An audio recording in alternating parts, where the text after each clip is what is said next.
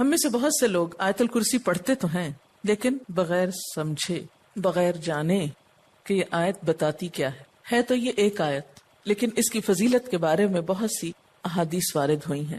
ترمذی کی ایک روایت ہے حضرت ابو ہریرہ رضی اللہ تعالی عنہ سے کہ نبی صلی اللہ علیہ وسلم نے فرمایا کہ ہر چیز کا کوہان اور بلندی ہے، یعنی ہر چیز کی بلندی ہوتی ہے، اور قرآن حکیم کی بلندی سورۃ البقرہ ہے، اور اس میں آیت الکرسی تمام آیتوں کی سردار ہے۔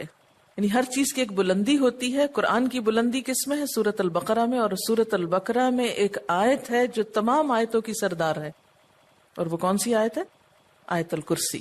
حضرت ابی ابن کعب سے روایت ہے کہ نبی صلی اللہ علیہ وسلم نے فرمایا، اے ابو المنذر، اللہ کی کتاب میں تمہارے پاس سب سے افضل آیت کون سی ہے؟ عرض کیا، اللہ اور اس کا رسول خوب جانتا ہے۔ آپ نے فرمایا، اے ابو المنذر، اللہ کی کتاب کی آیات میں کون سی آیت تمہارے پاس سب سے بڑی ہے؟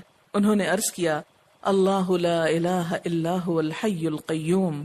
تو آپ صلی اللہ علیہ وسلم نے میرے سینے پر ہاتھ مارا اور فرمایا، ابو المنذر، تمہیں تمہارا علم مبارک ہو، یعنی واقعی یہ آیت سب سے بڑی آیت ہے۔ اس کے بارے میں آتا ہے، جو شخص ہر فرض نماز کے بعد آیت الکرسی پڑھ لے، اسے جنت میں جانے سے کوئی چیز نہیں روکے گی سوائے موت کے۔ اسے ابن مردویہ نے روایت کیا ہے۔ اللہ تعالیٰ نے حضرت موسیٰ بن عمران کی طرف وحی کی کہ ہر فرض نماز کے بعد آیت الکرسی پڑھ لیا کرو۔ جو شخص یہ کرے گا میں اسے شکر گزار دل، ذکر کرنے والی زبان دوں گا۔ اس پر ہمیشگی صرف نبیوں سے ہوتی ہے، یا صدیقوں سے، یا اس بندے سے جس کا دل میں نے ایمان کے لیے آزما لیا ہو، یا اسے اپنی راہ میں شہید کرنا چاہتا ہوں۔ یعنی اس آیت کی پابندی ہر فرض نماز کے بعد اللہ کے خاص بندوں سے ہی ہوتی ہے۔ بس اپنے آپ کو چیک کر لیں کہ آپ ان میں شامل ہیں کہ نہیں۔ کیونکہ ہم نماز میں کچھ سوچتے رہتے ہیں، جو ہی سلام پھیرتے ہیں پھر بغیر کچھ سوچے سمجھے جو سوچ رہے ہوتے ہیں اس کو بیان کرنے لگتے ہیں، اور یہ بھول جاتے ہیں کہ یہ وقت آیت الکرسی پڑھنے کا ہے۔ لیکن جب انسان کا دل اللہ کی طرف مائل ہو جاتا ہے تو پھر نہیں بھولتا۔ نبی صلی اللہ علیہ وسلم نے یہ بھی فرمایا کہ جس گھر میں آیت الکرسی پڑھی جائے اس گھر سے شیطان نکل جاتا ہے۔ اس کے بارے میں ایک روایت ہے جو بخاری کی ہے، صحیح حدیث ہے۔ حضرت ابو ہریرہ رضی اللہ تعالیٰ عنہ کہتے ہیں کہ آپ صلی اللہ علیہ وسلم نے مجھے صدقہ فطر کی حفاظت پر مقرر کیا۔ فطرانہ جمع ہو رہا تھا اور آپ نے اس کی حفاظت کے لیے ان کو ایک طرح سے چوکیداری دی۔ کوئی شخص آیا اور غلہ چوری کرنے لگا، میں نے اسے پکڑ لیا اور کہا، میں تجھے رسول اللہ صلی اللہ علیہ وسلم کے پاس لے جاؤں گا۔ وہ کہنے لگا، میں محتاج ہوں، عیالدار ہوں، سخت تکلیف میں ہوں۔ چنانچہ میں نے اسے چھوڑ دیا۔ جب صبح ہوئی تو آپ نے مجھ سے پوچھا، ابو ہریرہ، آج رات تمہارے قیدی نے کیا کہا تھا؟ میں نے کہا، یا رسول اللہ صلی اللہ علیہ وسلم، اس نے محتاجی اور عیالداری کا شکوہ کیا تھا، مجھے رحم آیا تو میں نے اسے چھوڑ دیا۔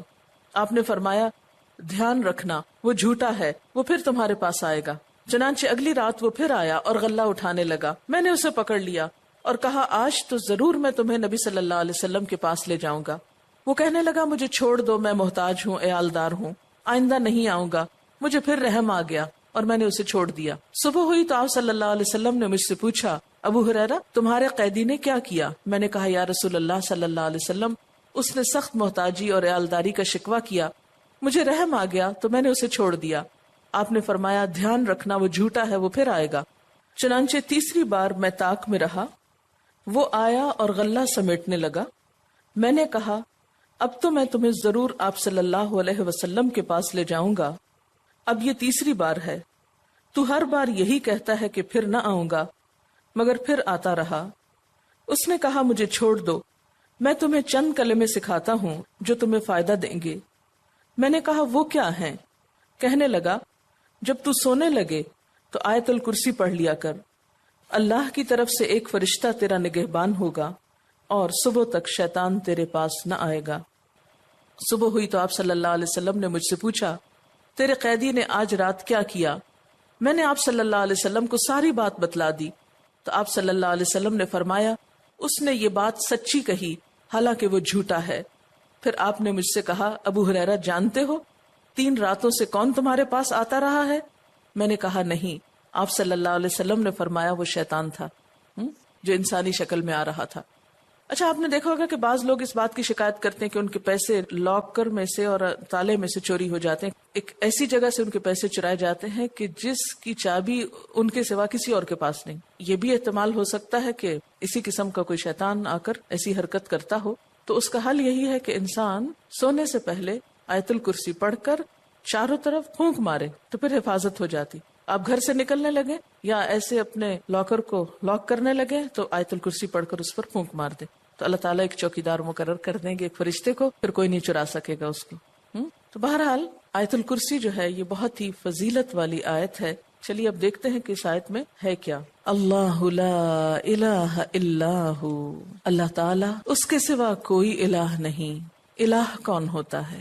اس کا معنی عام طور پر معبود کیا جاتا ہے، لیکن بنیادی طور پر الہ کا معنی ہوتا ہے خالق، رازق، مالک، حاجت روا، مشکل کشا، عبادت کے لائق. ظاہر ہے جس نے پیدا کیا، جو روزی دیتا ہے، وہی مالک ہونے کا حقدار ہے. پھر جو ہماری حاجتیں پوری کرتا ہے، جو ہماری مشکلیں آسان کرتا ہے، وہی اس لائق ہے کہ ہم اس کی عبادت بھی کریں.